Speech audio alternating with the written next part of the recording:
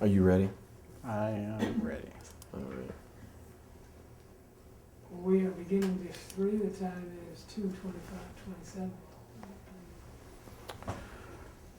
Okay, we were checking through the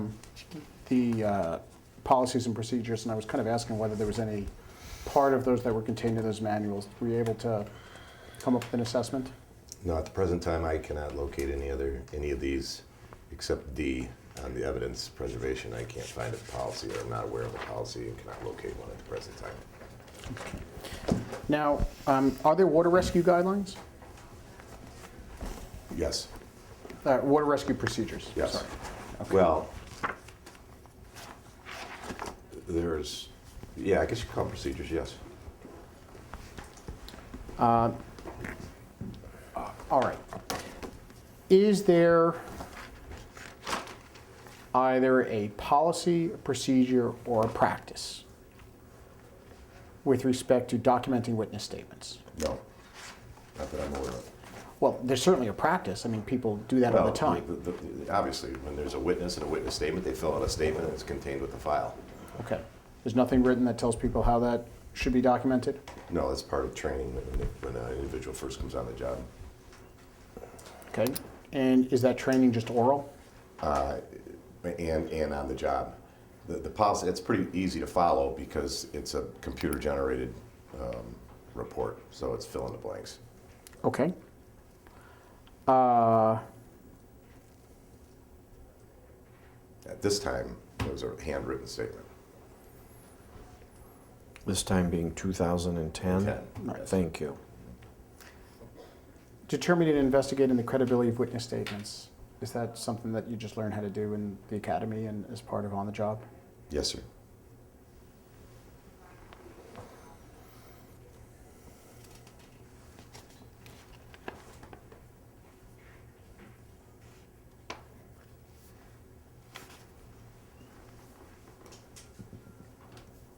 Has the department ever had to assess the performance of an officer in a particular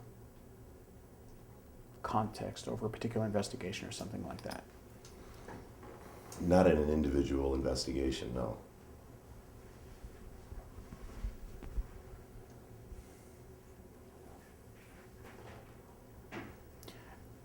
Has a complaint ever been filed against an officer of the department?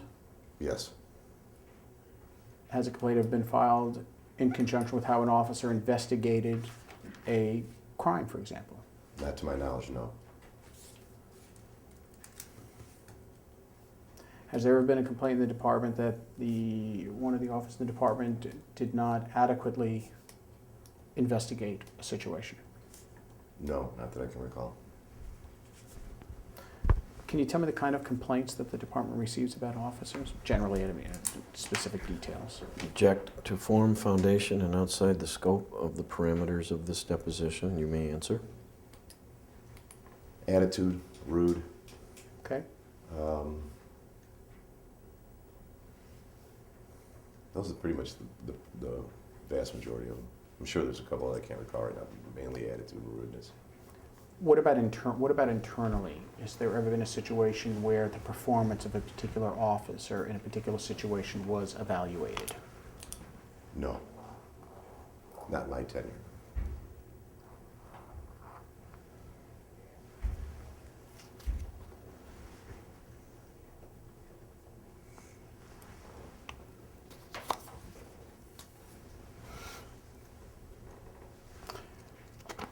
Are there any guidelines of how to evaluate, strike that. I saw a procedure in terms of documenting a officer's work history for the purposes of promotion and progression in the department. There is such a policy, correct? Yes. Okay. As part of that process, the employees are required to document to some degree their activities and their overall activities, correct? Be more specific. I don't mean they don't have to sit and talk about every situation they've investigated. But as a general proposition, if they've been doing this kind of work or that kind of work, that gets discussed in their application, correct? In their application? In their documentation, whatever it is. Let me take a step back. Do they specifically apply for a promotion, or is that something that just happens based upon their work experience? They apply for promotion. Okay. In support of their application for a promotion, they have to provide documentation of what they have been doing since the last time they were promoted, correct? Correct. Okay. If a lot of the activities that your officers undertake are not, there's no specific policy or procedure how to conduct them, how is the activities of your officers measured when seeking to, when they are seeking a promotion? Do you understand what I'm asking? We have merit awards. Okay. So officers who go above and beyond are meritoriously rewarded by service ribbons, etc. They apply for a position, they put it on a personnel report, i.e. We call it personnel, it's sort of like a resume, and they are evaluated at least yearly. We try to do it yearly on performance evaluations. But one of the duties of a shift commander, an assistant shift commander, i.e. a lieutenant, a sergeant, is to gauge and reward or scrutinize and correct improper behavior. Given the lack of written policies and procedures, I don't mean that necessarily in a negative way, you would agree that those evaluations tend to be fairly subjective since there is no standards or guidelines for many of the activities of our officers, correct? Well, in the performance review, that addresses several of those applications and several of those responsibilities. I understand, but looking at the responsibility itself, as does this employee excel at it or whatever, that's a very subjective determination because there is no checklist. Did they do this? They did this. They did this. They did this. They did this in terms of that particular individual activity, correct? Well, again, you're getting kind of vague on me. All right, let me ask it better. Can your evidence technicians be rewarded for doing good work? Sure. Okay. How does it determine that they did good work? The supervisor writes them up, so that would be the detective lieutenant. Fine. How does the supervisor determine that they did good work? Well, again, that would be based on the work done, the quality, was a conviction achieved, the Wayne County Prosecutor's Office, who does the charging, or our city prosecutor, comment on it, make additional questions, whatever. It's all part of the general scope of the officer. But you would agree that since there's no specific policy of how an investigation is conducted, those assessments are all subjective determinations based upon the skills and experience of those making the determination as to whether this person did a good job, right? I guess. Do you understand what I'm asking? I understand what you're at. I don't know if I agree with the term subjective. If you're saying subjective is the one-on-one interaction with a supervisor or an assistant supervisor with the man in his platoon, if that's subjective, then so be it. But it's a fair and accurate determination of that officer's behavior and advancement. I think I'm getting at what I'm saying is in assessing if a supervisor wanted to evaluate the performance of a particular detective in a particular situation, there is not a checklist that they can go to and say, he did this, he did this, he did this. He has to take an overall look at what the person did based upon their own experience and say, in my experience, this person performed well in this particular circumstance, correct? Correct. Okay, that's what I've been trying to get at. That, and if I mean that is subjective, because it's based upon, there's no checklist to go by, that's what I mean by subjective when I ask subjective. It's based upon somebody's opinion. Some of it is subjective, yes. Okay, that's what I'm getting at. Some of it.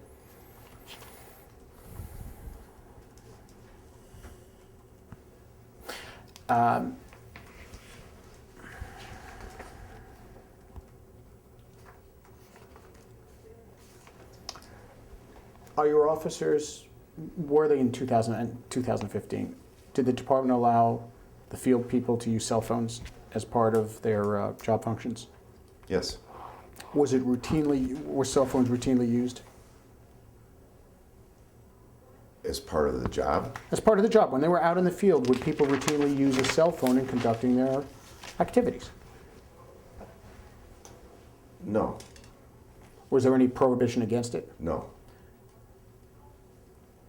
The cars had a radio, obviously, right? Correct.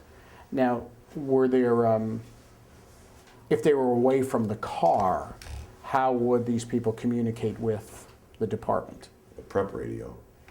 So they would still have a radio that they carried with them. They always have a radio. So every employee that would have been out in the field would have had a radio? Yes, sir. Do the detectives carry a radio also? Yes, sir. Okay. Are you asking with respect to this particular case? Because I think we could stipulate the dive team did not have radios at the time they were in the water. Or there'd be a brand new dive team. Yes, I think I don't think we have an issue there. Okay.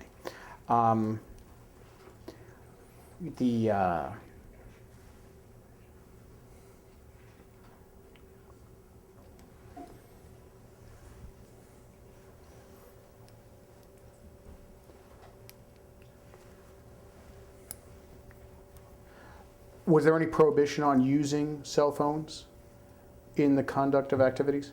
Objection asked and answered. You can answer again. No. Was it disfavored? By who? Me? By the department. No. Did the department disfavor the use of cell phones in conducting No. operations?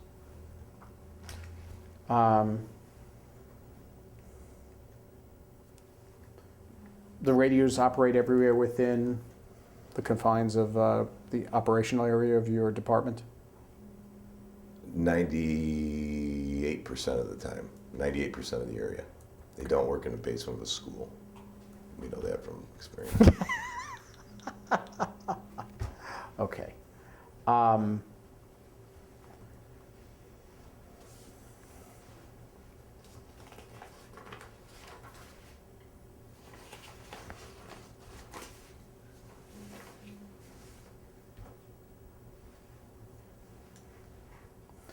If there's not, well, we discussed there's not a policy and a procedure of assessing, there's no specific written policy and procedure of assessing whether a situation is a suicide.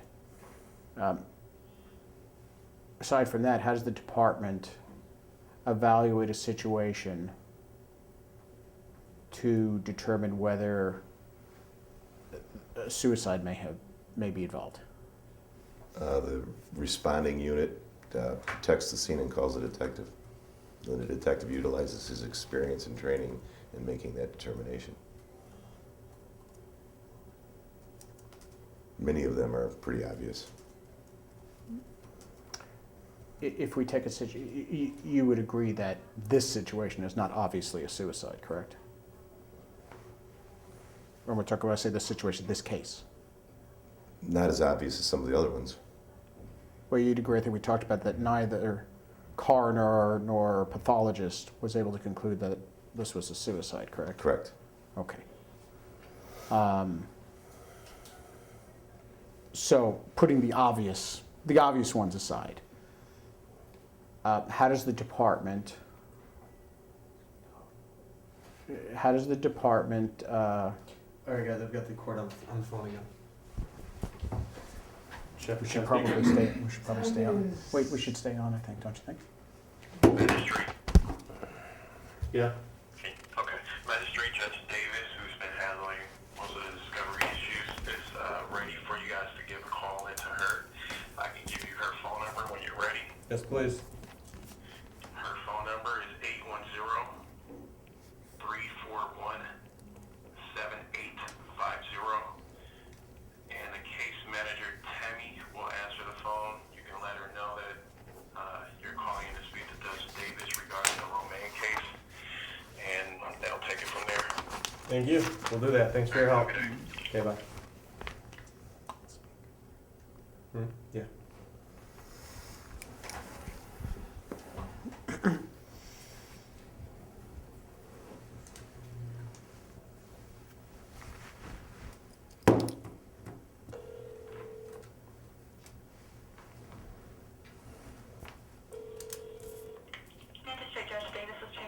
Good afternoon there. This is Solomon Radner calling. I understand we're supposed to call and ask for Magistrate Judge Davis, please. Hi, Mr. Vander. This is Tammy, her case manager. Who all do I have on the phone? Well, you have George DeGrood for the farms, Chris Riady for the woods. What's your name? Christopher Scott for Matouk. One second, let me get through my docket here. He's for Gus Morris's office. Oh, okay. And then Christopher Scott from Plunkett Let Coon. me write his name down. He's not showing up on the docket, so just 1 second. So the judge knows who's on the line and what's to be clear for her. So,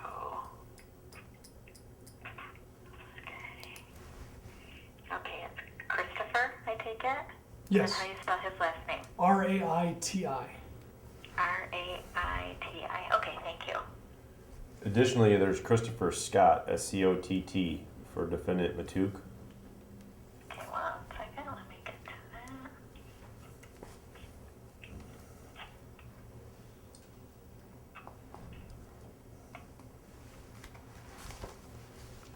Christopher Scott.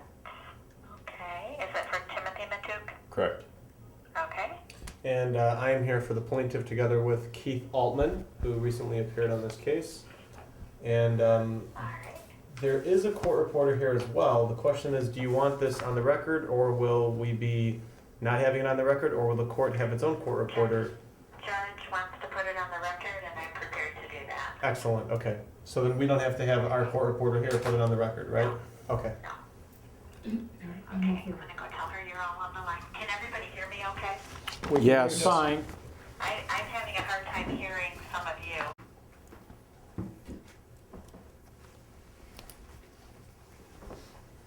We're on the record at 3:07. Chief Jensen, when investigating a suicide or the potential suicide, what kind of documentation let me take a step back. Just because there's a suicide note at a suicide doesn't mean it was a suicide, correct? Correct. Objection, relevancy. Go ahead. Okay. Correct. When it comes to what kind of documentation does the department obtain when dealing with a possible suicide, particularly where there is no suicide note left? What kind of documentation? Right. Do they try to get medical records? Do they try to get psychiatric records? Do you understand what I'm saying? What kind of supporting information would the department seek to obtain to try to work through whether this was a suicide or not?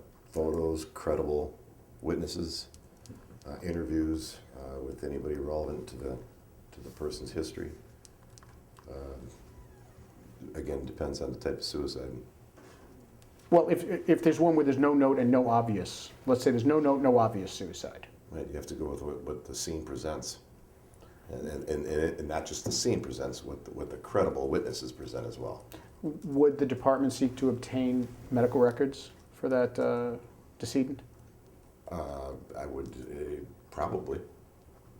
Is there a standard policy along those lines? No, there's no policies on that. Would if the person was seeking psychiatric treatment, would the department seek psychiatric records? If the department became aware that there was psychiatric treatment and there was a question and other evidence wasn't presented or there was no other evidence available, yeah, they would probably look to at least talk to the physician. But you got to remember, there's a client privilege there too as well, so we'd have to. For a person who's deceased? No, well, yeah. So you're saying that the department cannot? We can do it, but I'm saying a physician does not have to release medical records to us without a subpoena. In other words, I mean, they can deny us just because of the HEPA Act. I mean, that's what I meant. Would it be different if a psychiatrist, a psychiatric professional were to deny access to the records for a decedent? Would the department typically then get a subpoena as a general proposition? I would think so. So they would just go, if they thought enough to ask the... We wouldn't just walk away. Okay.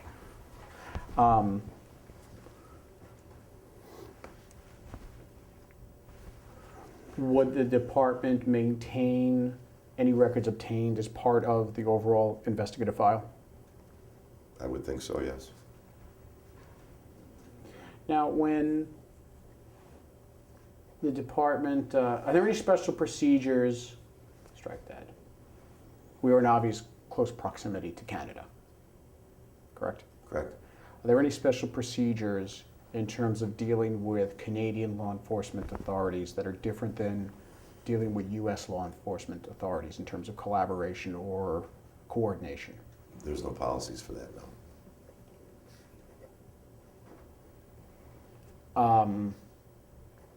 If the department wanted the assistance of the Canadian police, would it deal with it the exact same way as it would, you know, trying to call a local, another Michigan City police?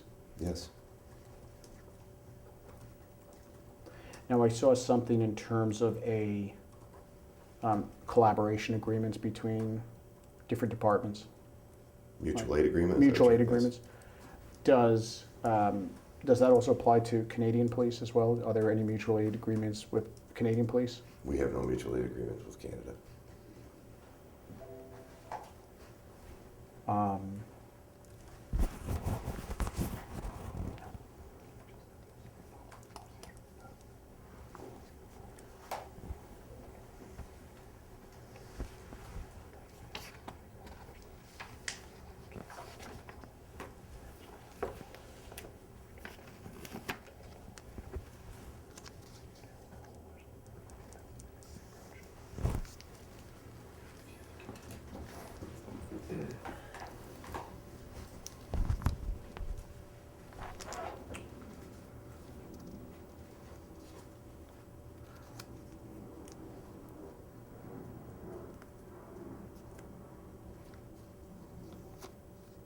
Why would, in this particular case, the decedent was found in Canadian waters, correct? Correct. Was retrieved by the Canadian police, correct? Correct. Autopsy was done in Canada, correct? Initial one, yes, correct. Okay.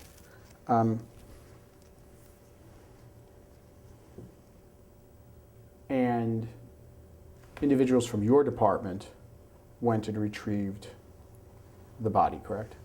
And brought her back to. No.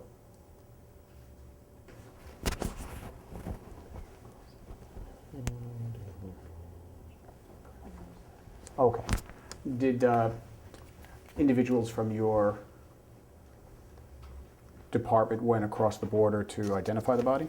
Correct. Okay. Procedurally, why would that, what procedure would that fall under as to why they did that? What procedure? Procedurally, why would members of your department have gone across the border? I'm trying to understand as a procedure why that would happen. I would put it on probably the common sense procedure.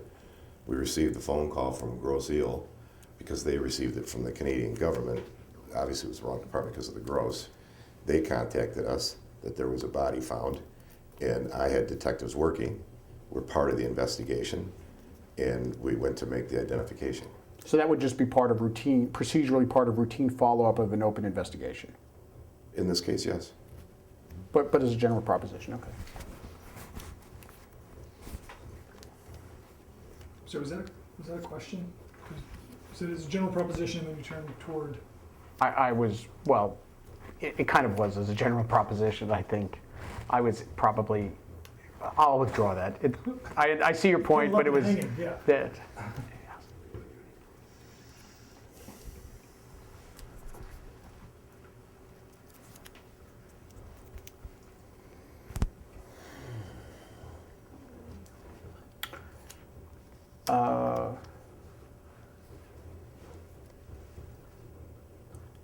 Was there any policy and procedure associated with sharing information with let me take a step back.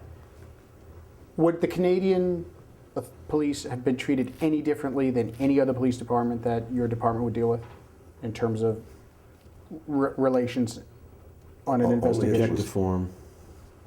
Go ahead. Only if it was required by their government. Okay. So Is there any policy and procedure as to what kind of information would be shared with another law enforcement agency as part of an investigation? No, there is no policy. Is that a common sense kind of thing? Share whatever reasonably needs to be shared to, Yes, sir, it's called cooperation. okay. All right, I think at this time we will conclude the 30B6 deposition of Chief Jensen. I appreciate your cooperation. And I don't know if anybody else has any questions. I guess I shouldn't presume. This is Chris Rady for the, Did you put your mic on? oh, I'm sorry. This is Chris Rady for the Woods. I have no questions. Christopher Scott, no questions. I believe we are finished. Okay. Time is 3:16:03, deposition is complete. And you can make your own. Something